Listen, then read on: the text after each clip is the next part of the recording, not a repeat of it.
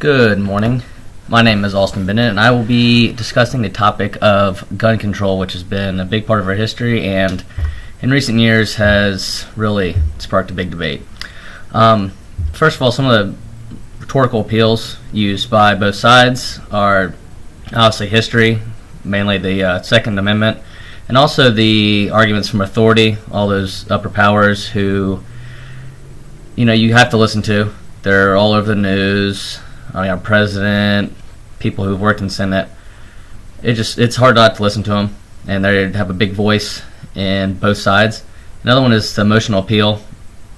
Basically the families and friends and students of those who have been caught up in such a mass crime.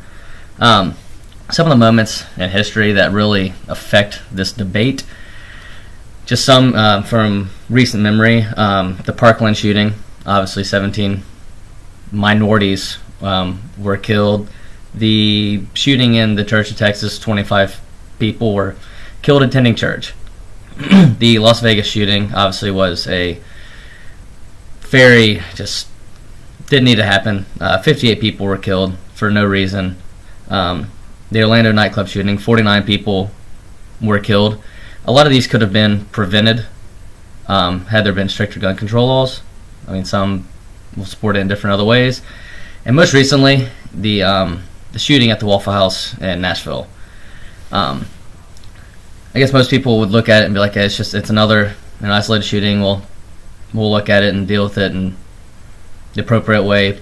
But after listening to the news, the subject actually was arrested by the FBI. He walked into the White House wanting to talk to Trump, and they arrested him. They seized his AR-15 and 4 other weapons. However, because of the laws in the state of Illinois, they gave the gun back to the father, who then gave it to his son. And that was the weapon that was used in the Waffle House shooting. Key advocates on different sides. Obviously, you have a lot of namesayers: Barack Obama, President Trump, a lot of higher authority in the Senate. A lot of them are families who this has happened to, or close ones this has happened to, are really starting to step up, such as the students at the Parkland shooting, going on protest, students walking out in protest of these different gun control laws. Common ground that is really holding these together. They both support, giving guns to the mentally ill, people with violent past crimes. Don't want to get them to there. And a big part of both these debates is just the overall safety of the people, which is what we value most in this world, is protecting our country. This controversy really matters most, in my opinion, to basically all of the people who are directly affected by these events, and they have to go through it in everyday life of just remembering this happened to one of their loved ones, and it's a tragedy. The differences for each side, gun control supporters, big about the availability of guns to minorities and children. You don't want to have.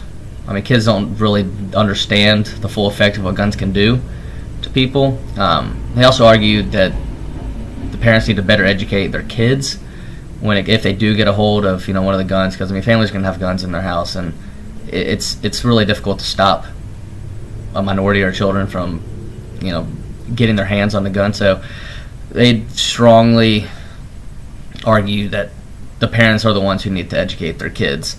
The people against the gun control laws, a big part of them is for the right to bear arms, which has been in our country for centuries.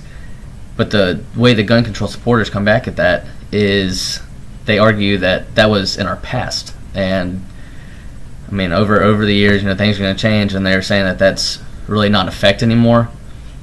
So that's one big thing. And another one is guns poison power. So it gives you the thought that because you have a gun, you can stand up to these higher authorities. And so when they come, say like the police and all that, they come to get you.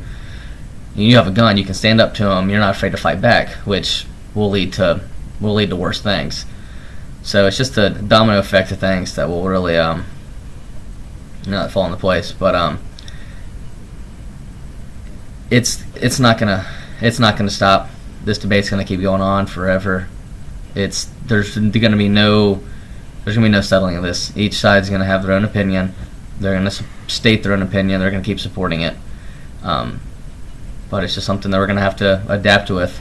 And that the first picture that was on my outline is just basically a history of the Second Amendment. How in the past, we all had a right to bear arms, which just the thought of having like this one gun, like a musket or something like that. But these days, it's people get a hold of so many different weapons that they're allowed to carry, and it's really taking a toll on our country and how everybody views it.